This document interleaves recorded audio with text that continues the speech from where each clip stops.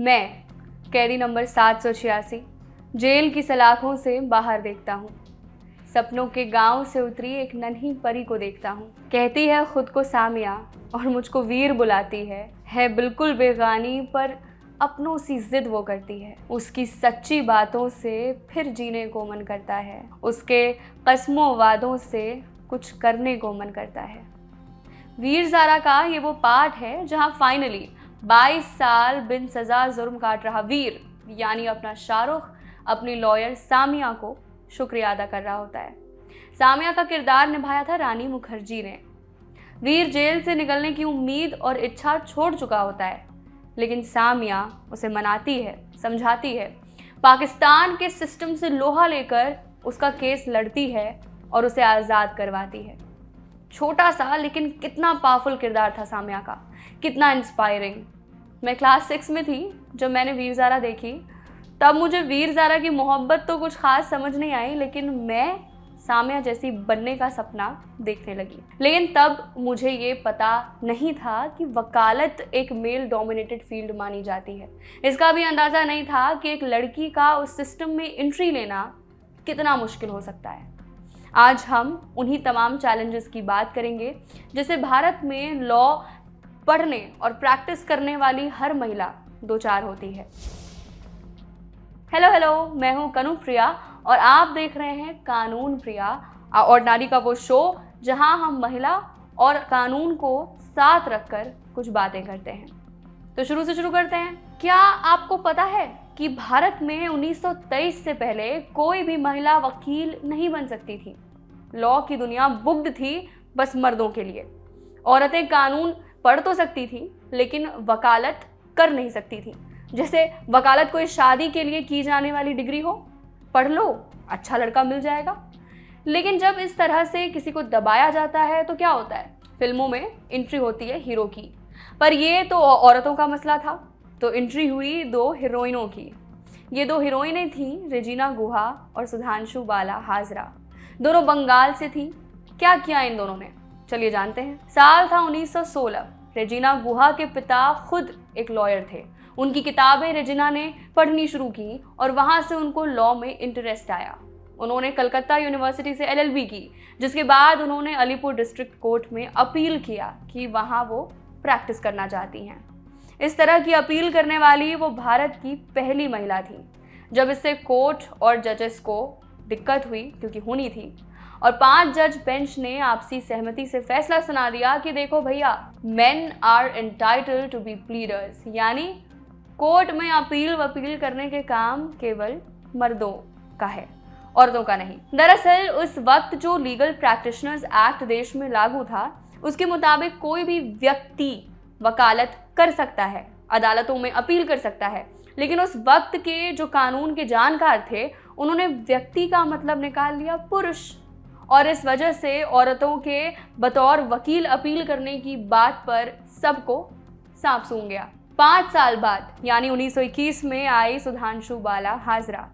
ठान लिया कि करना तो लॉ ही है। कानून में बदलाव लाने के लिए वो कुछ भी करने को तैयार थी। वो अपनी ये किताब अ वुमन एट लॉ में कहती हैं, मैंने इतना कुछ सिर्फ इस एक उम्मीद के साथ किया कि शायद मेरे स्ट्रगल से आने वाली पीढ़ी की महिलाओं के लिए कानून जगत अपने द्वार खोल देगा। उन्होंने पटना डिस्ट्रिक्ट कोर्ट में अपील की। कोर्ट का लॉयर्स एसोसिएशन जो था वो औरतों के वकालत करने देने से सख्त खिलाफ था, पर सपोर्ट करने वाली जनता भी कम नहीं थी। सुनवाई वाले दिन कोर्ट का माहौल देखने लायक था। कोर्ट में लोगों की भीड़ मौजूद थी। इनमें महिलाएं बहुत ही बड़ी संख्या में शामिल थी। कोर्ट ने मेनली 2 बातें कही। पहला, लीगल प्रैक्टिशनर्स एक्ट के मुताबिक कोई भी महिला सिर्फ इसलिए कोर्ट में प्लीड नहीं कर सकती क्योंकि वो एक महिला है। दूसरा, इलाहाबाद हाई कोर्ट ने कुछ वक्त पहले कार्नेलिया सोराबजी नाम की एक महिला को वकील बनाया था। इलाहाबाद हाई कोर्ट के उस एक कदम से लीगल प्रैक्टिशनर्स एक्ट में अमेंडमेंट के रास्ते खुलते हैं। कोर्ट की ये टिप्पणी आई और देश भर में महिलाओं ने एक्ट में संशोधन के लिए कैंपेन शुरू कर दिया। साल 1923 में the legal practitioners women act pass किया गया। इनमें एक लाइन जोड़ी गई, no woman shall by reason only of her sex be disqualified from being admitted or enrolled as a legal practitioner। मतलब ये कि किसी महिला को इस आधार पर वकालत करने से नहीं रोका जा सकता कि वो एक महिला है। ये तो हो गई इतिहास की बातें। हम अब की बात करते हैं। मेरे पापा एक कलीग थे, वो प्रोफेसर हैं, कई लोगों के गुरु। जब मेरे पापा ने उनको बताया कि उनकी बेटी को यानी मुझे कानून में दिलचस्पी है, तो उन अंकल ने कहा, बेटी को लॉ मत करवाइए, शादी कौन करेगा उससे। समाज को वकालत कर रही लड़की घर तुड़वाने वाली लड़की लगती है, परेशानी हो जाएगी आपको। ये सोच केवल उन अंकल की नहीं है, कई लोग ऐसे मिल जाएंगे जो इसी तरह का सोच रखते हैं। इस तरह की सोच के ही चलते वकालत पढ़ने या प्रैक्टिस करने वाली महिलाओं को ऐसे हजार तानों से रोज गुजरना पड़ता है। सुजाता मनोहर भारत की दूसरी महिला जो हाई कोर्ट की जज से सुप्रीम कोर्ट की जज बनी। उन्होंने एक programme 5th edition of difficult dialogues में बताया कि जब उन्होंने एज अ लॉयर काम करना शुरू किया, उनके मेल कुलीग्स उन्हें ताने देते थे कि कोर्ट क्या वो अपने लिए दूल्हा ढूंढने आती हैं।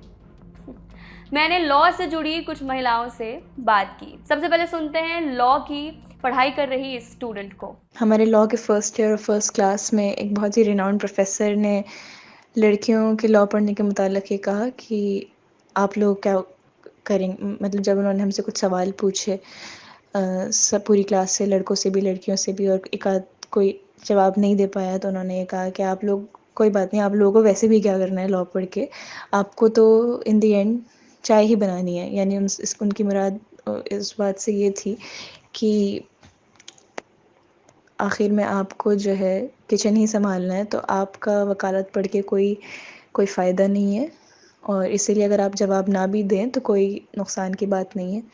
आप एक डिग्री में एनरोल्ड हैं, आपको डिग्री ख़त्म करनी है, उसके बाद आपकी शादी हो जानी है और आपको फिर अपने ड्यूटीज़ पे लग जाना है। तो लॉ पढ़कर आपका कोई फ़ायदा नहीं है। और इसमें सबसे सरप्राइजिंग बात जो यही है वो मतलब कि आपने पहले दिन और पहले क्लास में जो है एक पूरी हाफ ऑफ द क्लास को आपने जो है इतना डिमीनिंग रिमार्क देकर जो है उनका सारा मोटिवेशन उस सब्जेक्ट को लेके जो था, या उस आपकी कॉलेज से जो एक्सपेक्टेशंस थी उसको बिल्कुल आपने फ़ौरन ही ख़त्म कर दिया। अब सुनते हैं खुद एक रिटायर्ड जज की कहानी।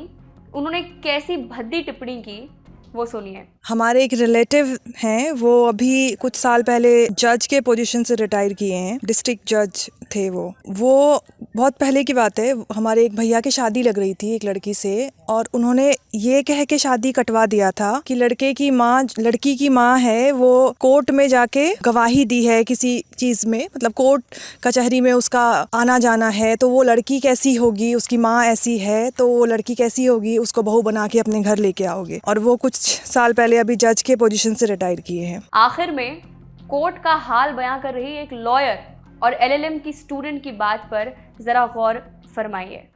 जो जेंडर गैप है इस फील्ड में वो लॉ स्कूल्स के क्लासरूम में ही शुरू हो जाता है। मेरी क्लास में ग्रेजुएशन में 60 में सिर्फ 13 लड़कियां थीं, और ये गैप और ज़्यादा एविडेंटली नज़र आने लगता है कोर्ट रूम्स के अंदर। कोर्ट रूम्स में लड़कियों का रेशियो मेरे हिसाब से 10:90 का होगा। सिर्फ जेंडर गैप्स की ही बात नहीं है, तरह तरह के नोशंस हैं। मेरे घर में मेरे पापा को बोला जाता है कि आपने लड़की को लॉ कराया है, कोई शादी नहीं करेगा इससे, घर तोड़वाती हैं वकालत करती हुई लड़कियाँ। घर में भी प्रेशर होता है, लोग तरह तरह की बातें बोलते हैं कि लॉ कर लिया है ठीक है, लेकिन जज बन जाओ, प्रोफेसर बन जाओ, वकालत करोगे बहुत स्ट्रगल है, स्पेस नहीं है, घर वाले कितना टाइम देंगे, शादी भी तो करनी है। इस तरह का भी एक जजमेंट आता रहता है, और अक्सर लड़कियां कॉम्प्रोमाइज़ शायद कर ही लेती हैं। मुझे पहले लगता था कि सिर्फ प्रैक्टिस कर रही लड़कियों के साथ प्रॉब्लम है, लेकिन फिर एक ऐसा इंसिडेंट मेरे साथ हुआ, मुझे लगा कि नहीं यार, क्लाइंट्स को भी किस तरह से मेरे चेंबर में एक महिला क्लाइंट आई। मेरे सीनियर ने उनके जाने के बाद बोला कि कितना चक्कर करती हैं महिलाएं, और मैं तो इन महिलाओं का केस नहीं लेता, लेकिन मुझे लग रहा था कि इसकी बात में तो थोड़ा सच है, मेरिट पे केस है, इसलिए मैंने सिर्फ ये केस। तब मुझे एहसास हुआ कि कितना ज़रूरी है महिलाओं के लिए इस फील्ड में आगे बढ़ करके अपने लिए स्पेस बनाना, ताकि वो खुद के लिए खड़ी हो सकें, दूसरी महिलाओं के लिए खड़ी हो सकें। भारत में कदम कदम पर फेमिनिज्म को गाली देने वाले लोग आपको मिल जाएंगे, और टू बी ऑनेस्ट इस डिबेट में उलझने का अभी मेरा कोई इरादा नहीं है।